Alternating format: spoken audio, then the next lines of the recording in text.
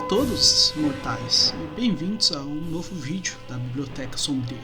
Hoje vamos começar a nossa série de exploração do universo de Warhammer 40k. Sente-se, aproveite um cafezinho, um chazinho que você tiver aí e olhe por essa janela da mente o novo universo que vocês estão prestes a conhecer.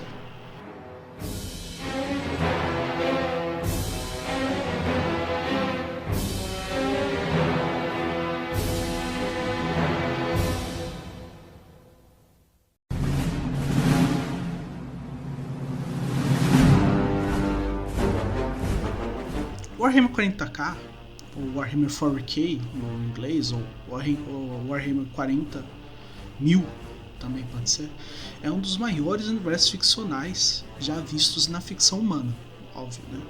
Criado por dezenas de artistas, escritores e game designers que em conjunto moldam as histórias desse universo. Muito inspirado nas obras de ficção clássica como Duna e Tropas Estelares, Warhammer é um monstro de conteúdo a ser explorado. Por isso eu recomendo fortemente que o seu caminho de exploração a esse universo seja trilhado por você, mas continue aqui com a gente que nós vamos abrir os caminhos mostrados pela minha voz e meus olhos.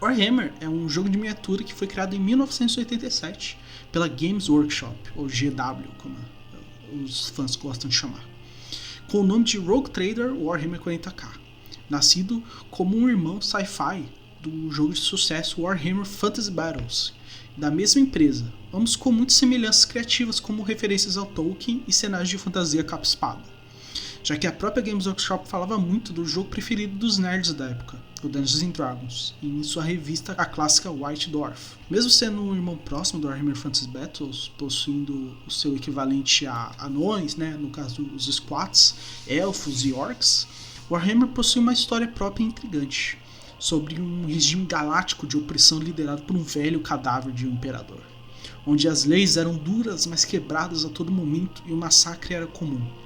Rogue Trader, como era chamado o 40k naquela época, era uma versão satírica das grandes distopias e histórias de guerra, mas claro, tudo como um jogo de miniaturas.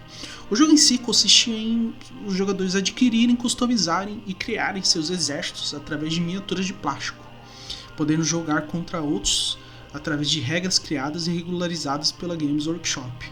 Claro, nada é perfeito e o desbalanceamento e problemas ocorrem, mas a diversão do hobby está em participar da comunidade criativa e bastante ativa e amigável da maioria dos casos. Bom, essa é claro a minha opinião, que não é muito relevante no espectro geral do nosso universo. No final de tudo, é apenas uma ideia para vender um jogo de bonecos de plástico, mas posso lhes dizer que é uma grande e duradoura ideia.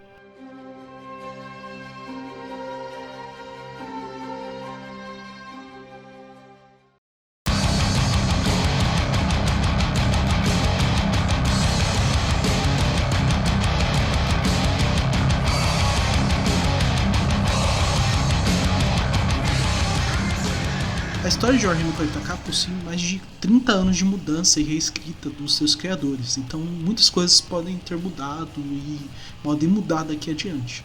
Mas no geral, o pilar principal e o guia que sempre apontou o norte para os escritores é a famosa frase: "No futuro sombrio existe apenas guerra". Isso é a pedra que sustenta a ideia do universo de 40k. Constante e infindável guerra, de centenas de homens e mulheres humanos lutando com armas laser contra brutamontes verdes de machados afiados, uma espécie avançada com mechas e armas de raio sendo massacrada por criaturas demoníacas e pútridas, sedentas por sangue. A guerra não tem fim no universo 40k. Mas, como tudo chegou nesse estado, para isso devemos escolher um ponto de vista dessa história, que no caso vai ser o nosso, da própria humanidade. Bom, os humanos não se diferenciam do que somos hoje. Mesquinhos, esperançosos e gananciosos, em busca de mais poder, a humanidade ascendeu às estrelas, tomando sistema após sistema estelar através de viagens de warp, mais detalhes à frente. Podendo fazer viagens a longa distância, as frotas humanas conquistaram a galáxia, Mesmo com problemas constantes como piratas, orcs e outras raças, comparado do que viria, era um tempo de paz, a era de ouro da humanidade, onde várias tecnologias foram criadas. O avanço em medicina e filosofia era incomparável. O Warp, ou a distorção, é uma dimensão paralela à nossa, feita de pura energia, que não atende ao nosso conceito de física ou espaço-tempo.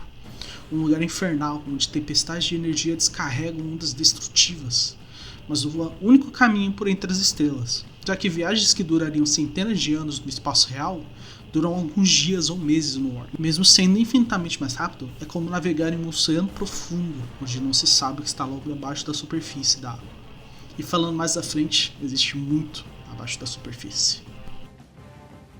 Após a ascensão sempre vem a queda. Vários impérios já viram essa história. A humanidade estava prestes a experienciar pela primeira vez a quase extinção de sua espécie. Com o que conhecemos como a Longa Noite, onde uma tempestade vinda da distorção bloqueou as viagens do espaço, isolando todas as colônias humanas. Além disso, os Psykers começaram a aparecer com muito mais frequência. Para um resumo rápido, os Psykers são como feiticeiros, bruxas ou magos, pessoas que conseguem canalizar a energia do Warp em poder psíquico como magia. E com a tempestade da distorção a toda força, esses humanos ganharam poderes inimagináveis ao custo de sua sanidade. Toda a humanidade caiu em uma espiral de autodestruição. Guerras surgiram e evaporaram colônias inteiras. A morte e a destruição vieram como um fogo selvagem por todos os planetas humanos. Em todos eles, inclusive no berço da humanidade, a Terra, caíram na selvageria. Em meio a esse caos da era do conflito, um ser dourado surgiu. Um Psyker poderoso e sábio, conhecido como Imperador. Um ser de tamanho poder e força que todos o viam como um deus, mesmo o próprio odiando a ideia de religião. Ele reconquistou a Terra através de uma campanha bárbara e brutal, trazendo os tecnobarbos de joelhos à frente de seu trono, mostrando o que poderia fazer em seu conhecimento e genética e criação de super soldados, na época os temíveis Guerreiros Trovão, ou Thunder Warriors do original. Após uma conquista avassaladora, o Imperador mirou suas armas para as estrelas e pretendia reconquistar o que foi perdido pela tempestade, que agora havia sumido do céu, deixando as naves livres para viajar entre os sistemas. O Imperador precisava de um exército e novos líderes para sua cruzada, já que sua guarda pessoal, os Custodes, eram poucos e seus guerreiros se acabaram junto da Guerra da Unificação da Terra. Assim ele planejou criar mais uma obra-prima, no caso 20 obras-primas, os Primarcas, que podemos resumir em pequenas versões de si mesmo. Com seu poder e seu próprio gene, o Imperador criou 20 seres de extremo poder como o seu. Mas em um acidente misterioso com seu laboratório, todos se perderam no espaço e apenas 18 foram encontrados. Bom, é o que dizem. Os Primarcas eram seres de extremo poder e capacidade mental quase que chegavam ao poder do seu criador e pai. Mas como o acidente e a subsequente separação, cada um cresceu e desenvolveu da sua forma tal poder. Eu gostaria de falar de cada um com calma, mas o tempo não me permite por enquanto. Então saibam que cada um deles é um personagem incrível que vale a pena conhecer de perto. Suas histórias e seus feitos ecoam pela galáxia até os tempos atuais da lore. Com o que sobrou do DNA dos seus primarcas perdidos, o Imperador criou uma legião de Space Marine para cada pedaço que possuía, ou uma legião para cada primarca, os fuzileiros espaciais. Centenas de milhares deles, um exército indomável e imparável que tomou a galáxia de sopetão em uma grande cruzada.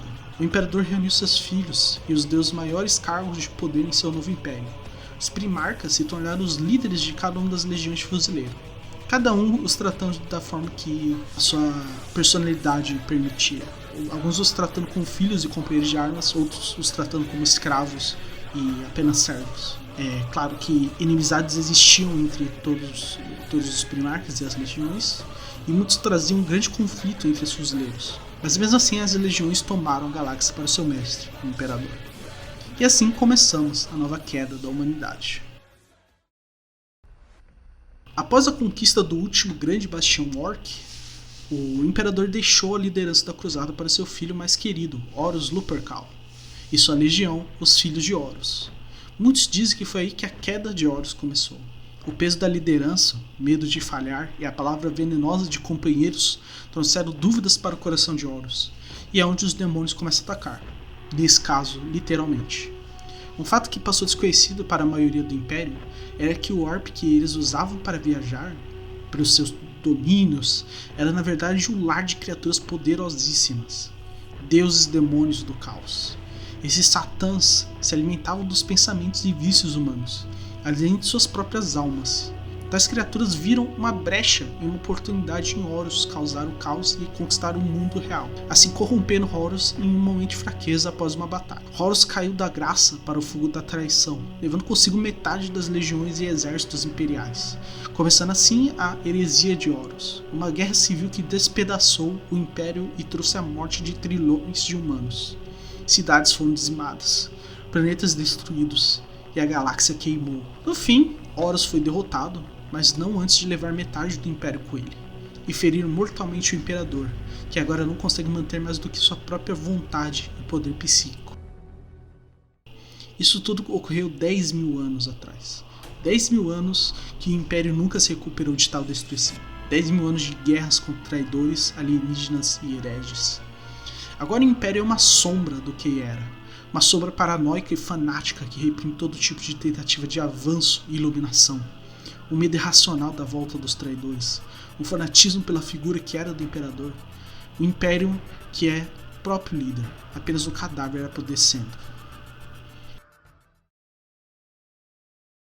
Bom, esse é apenas o começo, vamos dizer, a origem do Warhammer, seja a nossa origem na Terra e a sua origem da lore atual. Vamos continuar em outros vídeos. Eu vou tentar falar de cada facção separadamente. Existem várias facções, os Eldars, os Orcs. Não existe um protagonismo, já que o Warhammer é um jogo de miniaturas, um jogo de guerra. O Wargaming não existe exatamente o protagonista, já que você escolhe um exército, uma raça para jogar, então essa raça vai ser o protagonista para você. Claro que as histórias giram em torno mais dos humanos e eles são os protagonistas normalmente das histórias, mas eu gostaria de enfatizar que você escolhe a facção que você quer jogar, não importa se eles são humanos, alienígenas, etc. Você faz a sua história. Isso que eu acho muito, muito bom desse jogo em si, desse hobby, né? Porque não é só o jogo, não é só os livros de regras que faz isso, é o hobby inteiro. Você não precisa ter o livro de regras para criar o seu exército. Você pode jogar o seu exército com outros tipos de regras. Quero até fazer um vídeo sobre o Wargaming, que vai ser bem divertido. Então, obrigado a todos que estão ouvindo. Esse sou eu, o bibliotecário, e gostaria de desejá-los um bom dia, uma boa semana e tudo de bom.